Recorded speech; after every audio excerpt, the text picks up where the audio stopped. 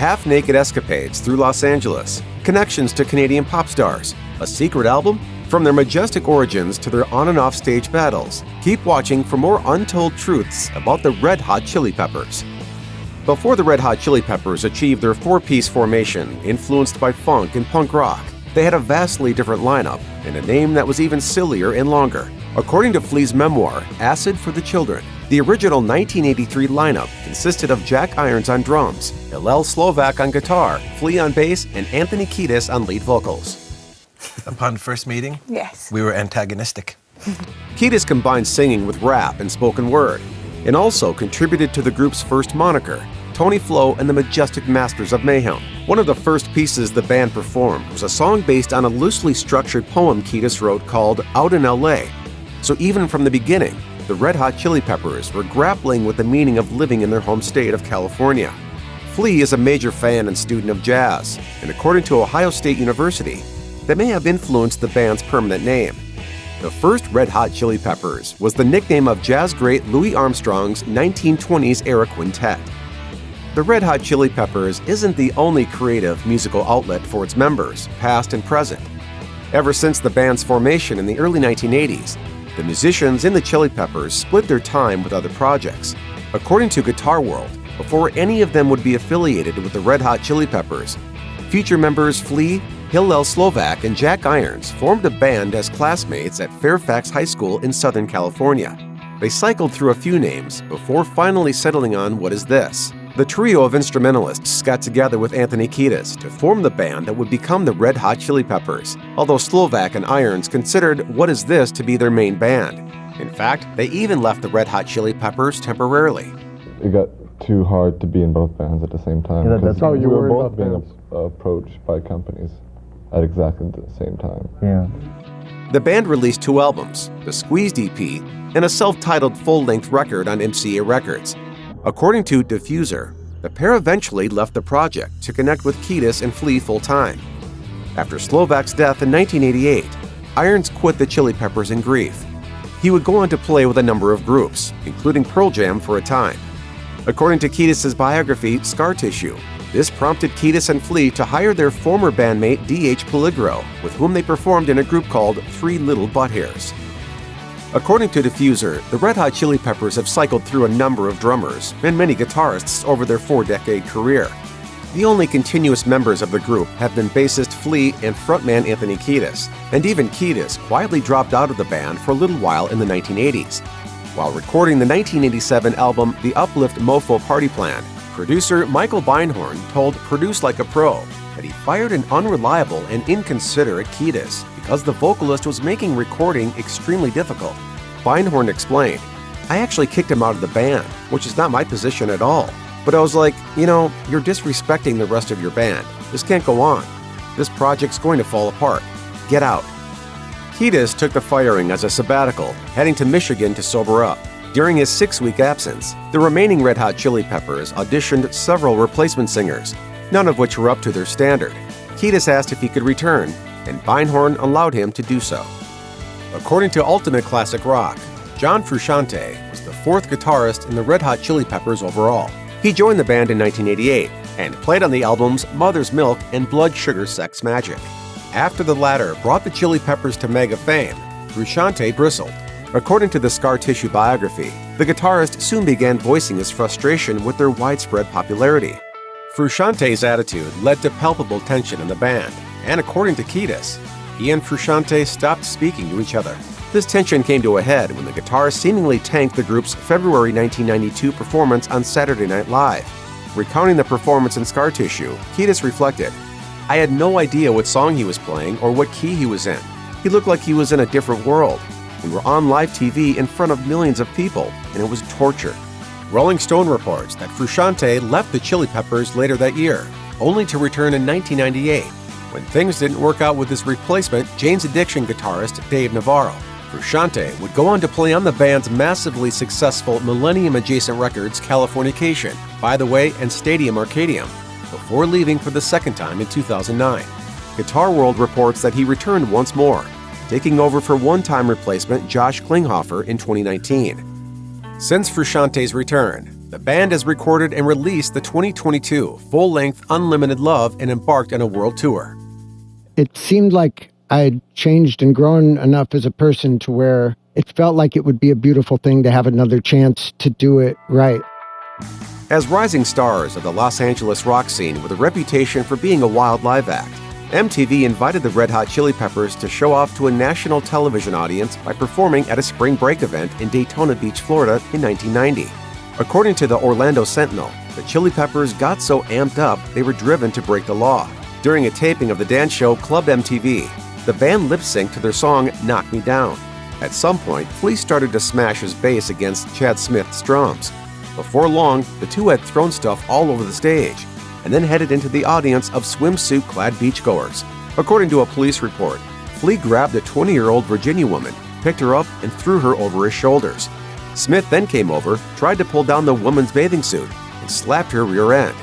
After she fell into the sand, Flea allegedly climbed atop the woman and requested she perform a sexual act on him. MTV acted quickly and ejected the entire band from its beachside facilities. Local law enforcement later arrested Flea and Smith, and acting at the behest of their victim, charged both musicians. Flea faced misdemeanor counts of battery, disorderly conduct, and solicitation to commit a lascivious act. Smith was charged with battery. Both men posted bail and were released. Aside from Frusciante, a number of other musicians have played lead guitar for the Chili Peppers. During Hillel Slovak's absence from the band, he was replaced by Jack Sherman, and following the death of Slovak in 1988, the band saw a brief tenure from Dwayne McKnight. In Scar Tissue, Kiedis mentions that just after the end of John Frusciante's first stint with the group, Los Angeles-based session musician Eric Marshall also became a Chili Pepper. His time with the band was brief, but also eventful. Marshall came on board in 1992 while the band was touring behind Blood Sugar Sex Magik.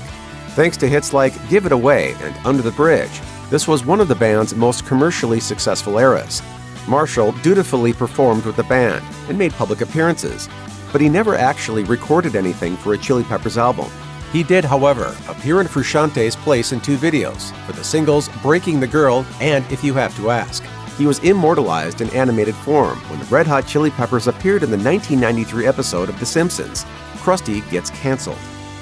In 1992, the soaring Under the Bridge, an uncharacteristic ballad for the funky Red Hot Chili Peppers, became the group's biggest hit ever when it went to number 2 on the Billboard Pop Chart.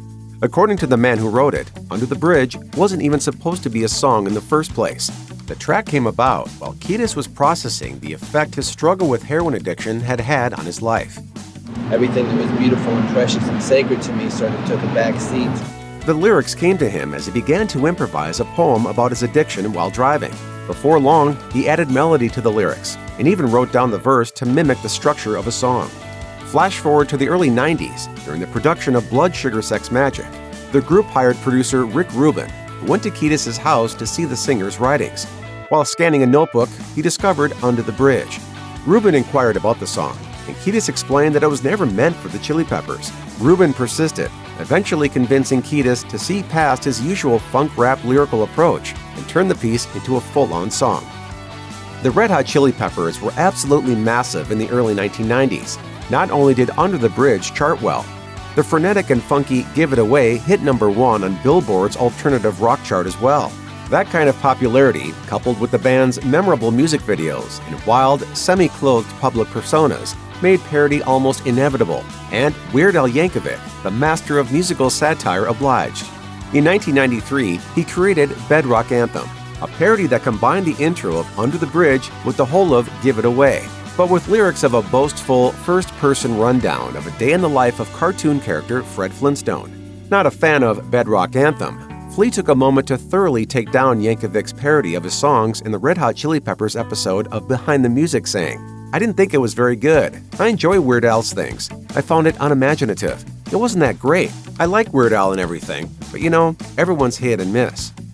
Since forming in the mid-'80s, the Red Hot Chili Peppers have churned out 12 studio albums and several dozen EPs and singles, and yet many prominent singles from the band followed a very strange and non-traditional release pattern.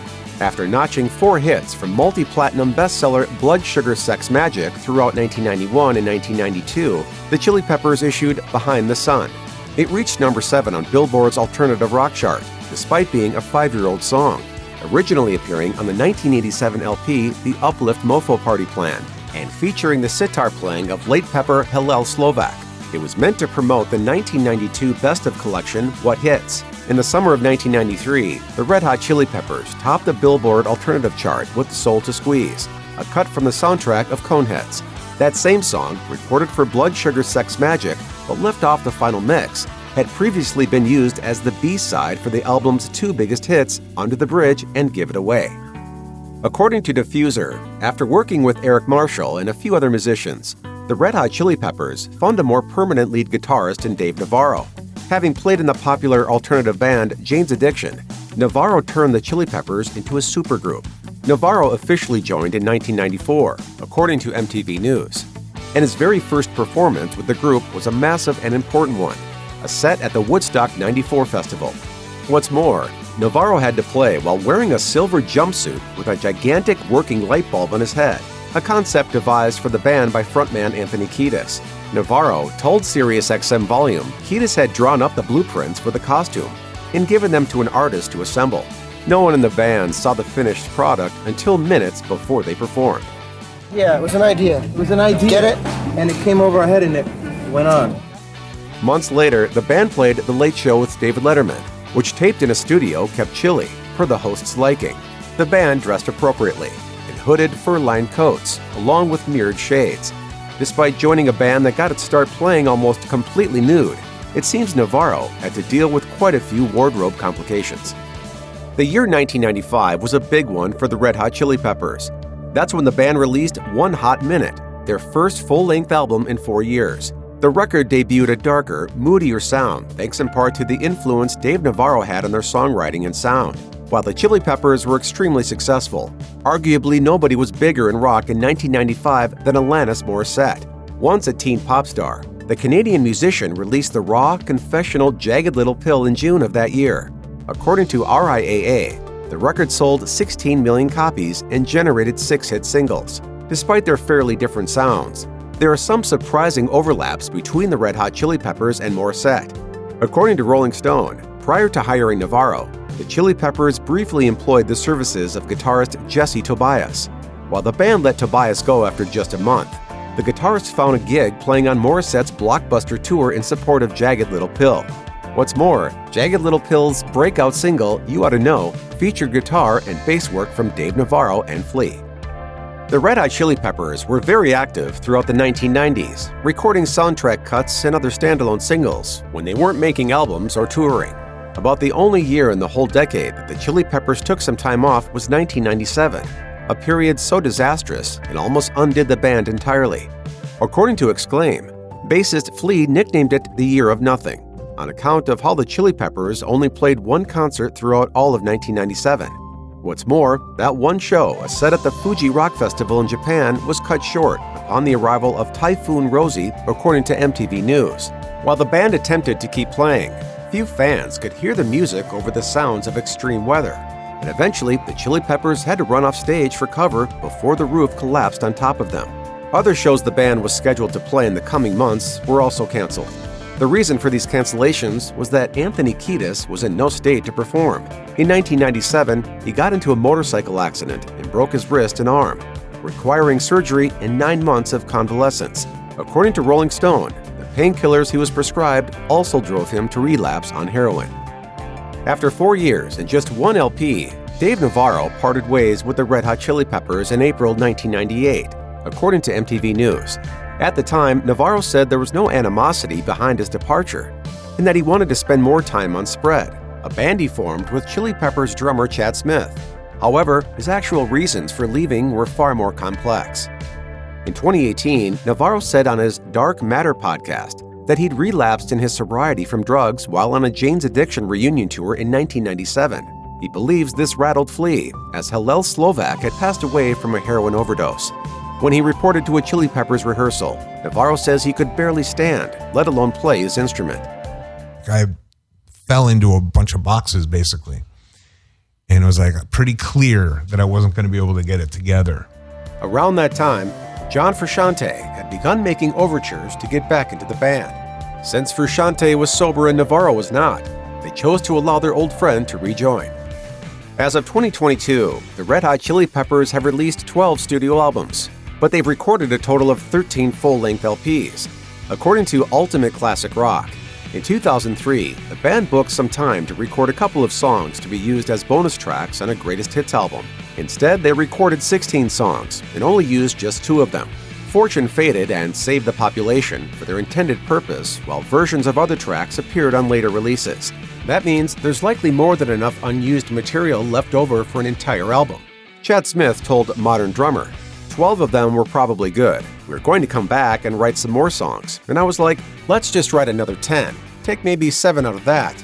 Add it to the others we'd previously done, and we'll have a record. Guitarist John Frusciante nixed the idea. 9 months after recording that first batch of abandoned songs, he'd moved on to a different kind of playing style and didn't want to move backwards creatively. For this reason, there remains an album's worth of Chili Peppers music that may never see the light of day. After a years-long hiatus, the Red Hot Chili Peppers stormed back in 2006 with the double album Stadium Arcadium. The release was launched by the top 10 hit single Danny California. Inspired by the groovy instrumentation generated by his bandmates, frontman Anthony Kiedis started to compose the lyrics to a song about a young woman named Danny. He soon figured out that the Danny he was writing about was the same ill-fated fictional character he'd sung about on previous releases.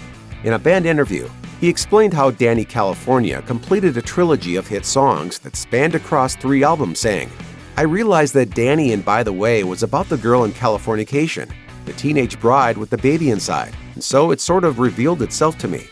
According to UPI, the content of Danny California was familiar to more people than just Kiedis. In fact, it shared a chord progression, tempo, melody, and lyrics about an uneasy Southern woman with Mary Jane's Last Dance, a 1993 hit by Tom Petty and the Heartbreakers. An informant close to the situation told the New York Post that Petty was looking into litigating the matter, but he ultimately decided against it. Petty told Rolling Stone he didn't think the Chili Peppers had any malicious intent when creating the song, and he was no longer worried about the similarities. While the Red Hot Chili Peppers avoided a potentially expensive and embarrassing legal battle with Tom Petty over Danny California, they also filed a lawsuit against the producers of a TV show, alleging several intellectual property crimes.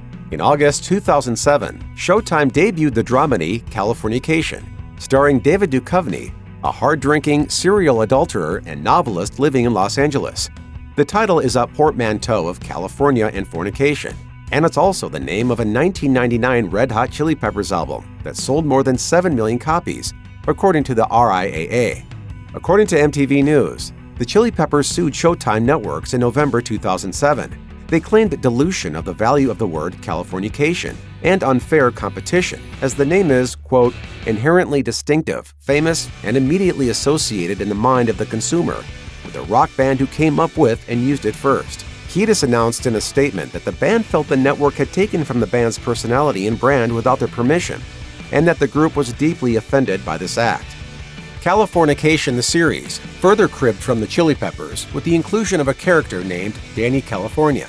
It's unclear what happened with the suit, but since the show didn't have to change its name, it may have been settled out of court.